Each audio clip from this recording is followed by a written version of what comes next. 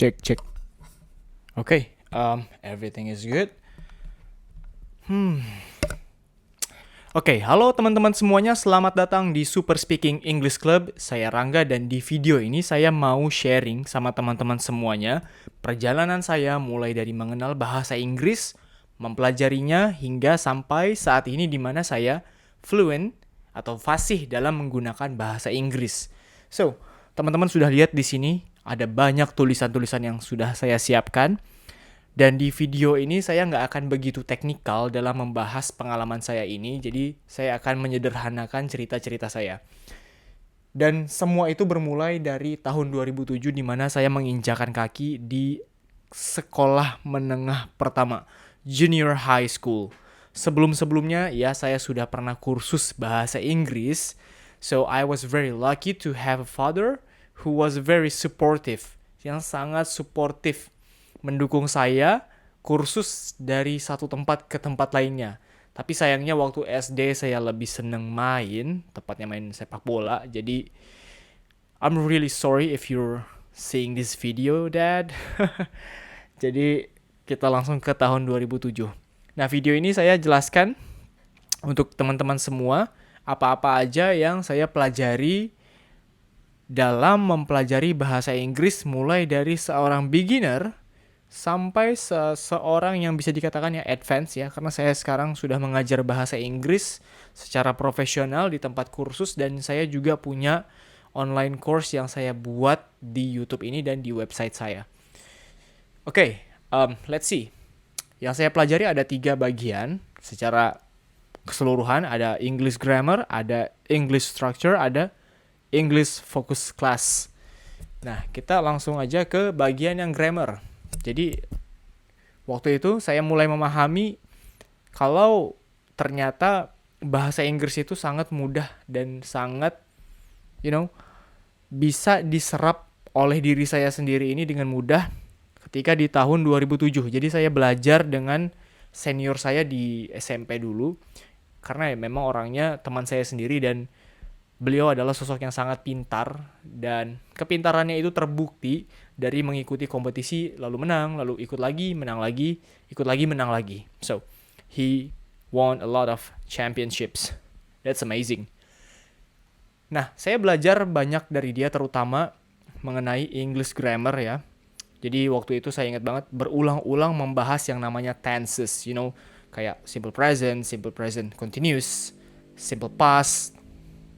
Sebentar ada suara kendaraannya kenceng banget kayaknya suaranya, bukan kendaraannya. Nah, tenses yang waktu itu dibahas sekitar ada 10 atau 8 tenses. Yang orang-orang sekarang mungkin ada bilang ada 16 tenses, ada 12, ada 14.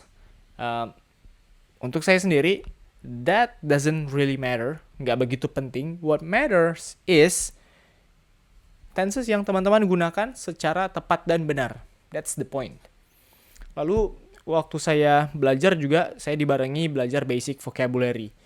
Nah, sambil belajar semua ini, build clauses and sentences, understand how to make negative, positive, interrogative sentences, menggunakan kata-kata tanya yang 5W1H, saya juga dibantu dengan beberapa extras, ya, langkah-langkah yang saya ambil untuk belajar bahasa Inggris baik secara sadar atau tidak. Nah, saya itu juga belajar, kalau secara sadar saya belajar menggunakan sampling atau contoh-contoh. Jadi saya suka banget dulu mengambil quotes yang keren dalam bahasa Inggris terus saya jadiin status di Facebook. Ya itu udah lama banget.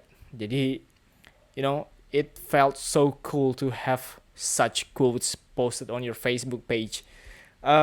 Terus yang selanjutnya adalah saya senang banget sama yang namanya kuis ya. Jadi dari kuis itu kan kita bisa tahu tuh langsung salah benarnya, terus apa alasannya kita salah, dan bisa benar juga apa alasannya kita bisa tahu. Kuisnya bisa teman-teman dapati dari internet ya, atau dari buku-buku. Kalau dari saya sendiri dulu seringnya itu kuisnya dari buku-buku yang saya beli. Nah, terus yang selanjutnya adalah langkah-langkah ekstra yang saya ambil adalah melalui entertainment. Saya sangat senang main game. Dulu kalau teman-teman seumuran sama saya, kelahiran 90-an awal itu tahu banget yang namanya game Harvest Moon sama Resident Evil, di PlayStation 1 dan PlayStation 2. Nah, itu sangat-sangat ngebantu saya dalam hal vocabulary dan you know, ketika ada suasana yang mencekam di game Resident Evil itu kan ada subtitle tertentu tuh. Nah, di situ saya mempelajari, oh ternyata kalau suasananya seperti ini, ekspresinya itu cenderung seperti ini. Nah, jadi dari situ saya juga belajar bagaimana orang itu berekspresi di kondisi-kondisi atau situasi tertentu. Oke, kita lanjut ke bagian English structure. Ini saya belajar juga dari 2007 ya sampai sekarang. Tapi teman-teman jangan heran dulu ya. Kenapa saya belajar itu dari tahun 2007 sampai sekarang itu tahun 2023? Karena saya belajar juga, karena saya sendiri belajar itu putus-putus, nggak berlangsung dari tahun 2007 selama 16 tahun itu belajar bahasa Inggris, kursus itu enggak begitu. Saya belajar, saya berhenti, saya ambil kursus, saya berhenti lagi, ambil kursus lagi, berhenti lagi. Tapi ada poin-poin di mana saya itu progresnya sangat signifikan. Apa yang saya hasilkan dari pembelajaran itu cukup banyak. Nah, itu terbantu dari apa yang saya lewati di pengalaman saya. Oke, kita kembali lagi di English structure, Ini adalah bagaimana kita membuat sebuah struktur dalam bahasa Inggris yang baik, benar, efektif, dan konsisten. Teman-teman bisa mempelajari mulai dari subordinating dan coordinating conjunctions. Ini adalah cara teman-teman menyambungkan kalimat dengan kalimat, kata dengan kata.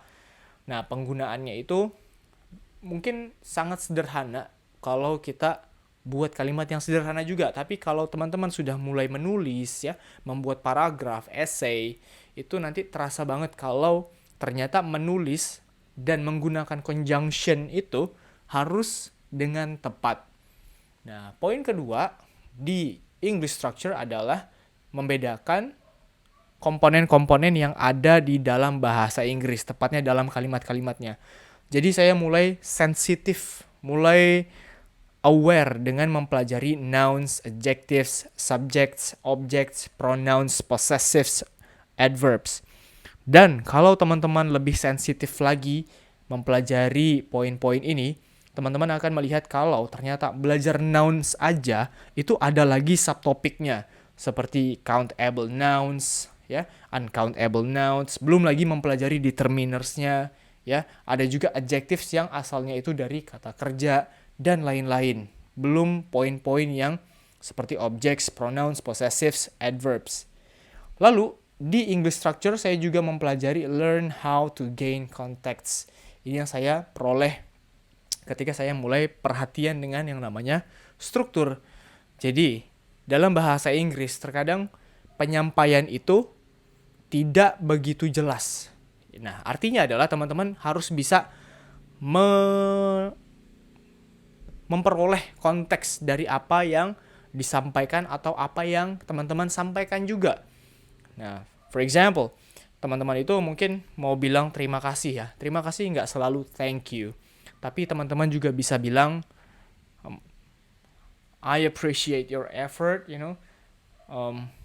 much appreciated, ya, dan lain-lainnya ya. Dan di sini juga teman-teman mungkin sudah mulai sensitif kayak menyadari kalau ternyata I'm sorry itu bukan hanya untuk minta maaf tapi juga untuk menunjukkan penyesalan atau rasa duka. Next, kita lanjut ke English Focus Class. Nah, di sini saya sudah mulai perhatian dengan penggunaan spesifik bahasa Inggris. Jadi, di tahun 2013 ke atas sampai 2017 saya masih kuliah dan saya itu masih bekerja juga sebagai freelance IT. Dan saya ingin menggunakan bahasa Inggris tidak hanya dalam sisi general atau di sisi kehidupan sehari-hari, tapi juga secara spesifik di dunia profesional saya. Jadi saya bekerja sebagai seorang IT, maka saya mempelajari vocabulary dan penyampaian atau delivery yang harus seorang IT miliki ketika melakukan bisnis di lapangan. Oke, dan di sini juga saya sudah mulai fokus on improvement. Ini tepatnya ya di tahun 2013 ke atas ya. Saya sudah mulai mempelajari bagaimana sih caranya berbahasa Inggris di email, bagaimana caranya follow up clients ya, bagaimana caranya menawarkan produk, menawarkan jasa dan layanan, bagaimana caranya bernegosiasi dalam bahasa Inggris, bagaimana caranya menolak, bagaimana caranya meminta tolong dan lain-lain. Lalu yang terakhir ada, belum yang terakhir, sorry. Lalu yang selanjutnya ada delivery and choice of words. Hal ini penting banget kalau teman-teman itu sudah levelnya advance. Nah, jadi bisa mulai perhatian dengan penyampaian. Penyampaian itu termasuk dari penekanan kata-kata ya, seperti intonasi, punctuation ya. Lalu bagaimana teman-teman itu menggunakan gesture tubuhnya dalam berkomunikasi. Lalu ada yang namanya choice of words. Nah, choice of words ini kalau teman-teman orangnya sangat hati-hati, itu pasti kepikiran dalam hal pemilihan kata-kata. Nah, pemilihan kata-kata ini juga ada hubungannya dengan momen-momen tertentu. Jadi, teman-teman punya kecerdasan di mana teman-teman bisa menyesuaikan dengan kondisi. Nah, tidak hanya itu, teman-teman juga menyesuaikan kondisi tersebut dengan pemilihan kata-kata yang teman-teman punya. Next, ada advanced vocabulary. Nah, ini adalah saat dimana teman-teman itu mulai mencari-cari kata apa yang paling sesuai dengan maksud yang ingin teman-teman sampaikan. Jadi misalnya kalau kita mau bilang surprised ya, atau terkejut, itu ya artinya surprise. Tapi kalau misalnya levelnya sampai terkejut dan nggak bisa bereaksi lagi, mungkin teman-teman bisa bilang flabbergasted. Ya, itu di atasnya terkejut. Begitu ya. Itu salah satu contoh yang terlintas di kepala saya aja. Lalu next ya, yang terakhir adalah practical English in real life. Ini adalah saat dimana teman-teman itu benar-benar menggunakan bahasa Inggris dan bisa benar-benar mengoptimalkannya dari mulai bangun tidur sampai tidur lagi. Nah, ini teman-teman harus latihan di sini karena itu yang saya lakukan. Jadi saya benar-benar memperhatikan saya bangun tidur ngapain dan saya coba untuk membuat kalimat tersebut dalam pikiran saya. For example, I wake up at 5 in the morning. Jadi, apalagi yang saya lakukan? Next thing I do, I have a drink. And then, I try to exercise, And then, after a good exercise, I take a shower. Jadi, teman-teman sudah bisa menggunakan bahasa Inggris mulai dari bangun tidur sampai nanti tidur lagi. Itu contohnya ya. Jadi, saya nggak mau panjang lebar menjelaskannya. Karena takutnya ini ada batasan, ada limit di YouTube. Nah, di sini ada juga saya buat helpful actions. Ini adalah actions yang teman-teman bisa lakukan ketika teman-teman itu sudah bagus fundamentalnya dalam bahasa Inggris dan ingin improve lagi. Yang pertama yang saya lakukan adalah try to explain to clarify. Jadi teman-teman bisa cari teman lagi yang sama-sama belajar mungkin ya. Terus habis selesai belajar nih di kelas, coba jelasin apa yang sudah dipelajari tadi ke temennya lagi. Nah, terkadang ketika teman-teman itu menjelaskan apa yang sudah diperoleh, itu memperjelas sesuatu yang masih berkabut atau masih abu-abu. So, it's a good thing to explain. Karena yang terbantu adalah teman-teman sendiri. Yang kedua adalah take your time. Take your time bukan berarti teman-teman harus pelan-pelan atau ya slow. Tapi maksud saya di sini adalah teman-teman harus sabar dalam belajar. Ya. Karena setiap orang punya level pemahamannya sendiri-sendiri. Jadi mungkin teman-teman yang lain yang nonton video ini ada yang belajar bahasa Inggris cuma 3 bulan sudah fluent. Ada yang belajar cuma 6 bulan udah lancar. Ada yang belajar sampai 1 tahun, 2 tahun, 3 tahun baru lancar. Nah, jadi levelnya memang berbeda-beda cara kita menerima ilmu atau pelajaran. So, it's okay untuk mengambil waktu. Nah, yang ketiga adalah listen to yourself. Ini bukan maksudnya untuk ngasih tahu teman-teman untuk believe in yourself, tapi lebih tepatnya lagi untuk benar-benar mendengarkan diri. Nah, di sini teman-teman bisa membuat, retrospektif kali ya. Jadi teman-teman bisa berkaca sama diri teman-teman sendiri, apa sih yang kurang dari apa yang sudah dipelajari. Misalnya teman-teman itu punya masalah di speaking. Terus ya udah deh, coba deh saya mau rekam diri saya speaking, apa ya yang salah. Kalau diri saya sendiri pribadi, saya sadar waktu itu tahun 2019 mungkin, kalau saya itu punya sedikit stuttering, ya terbata-bata ketika ngomong waktu saya itu lapar. Jadi kalau saya lapar, saya ngomong di depan orang atau saya lagi ngomong biasa aja, itu ngomongnya terbata-bata, stuttering.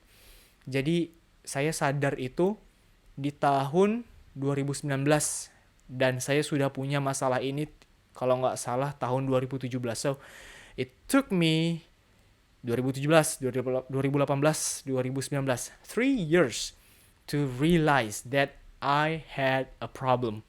Nah, jadi teman-teman itu coba rekam aja bagaimana suara teman-teman ketika berbicara menggunakan bahasa Inggris, bagaimana intonasinya, punctuationnya, sudah bagus atau belum, deliverynya, ya, atau mungkin ada yang harus dioptimalkan lagi seperti gesture ya, atau bahkan penutupan atau pembukaan kalimatnya. So that's it for me. Jadi video ini murni dari pengalaman saya pribadi dan pandangan saya pribadi dalam belajar bahasa Inggris. Mungkin bagi teman-teman ada cara yang berbeda atau ada pengalaman dan pandangan yang berbeda, boleh sharing di kolom komentar. So, thank you for watching and goodbye for now.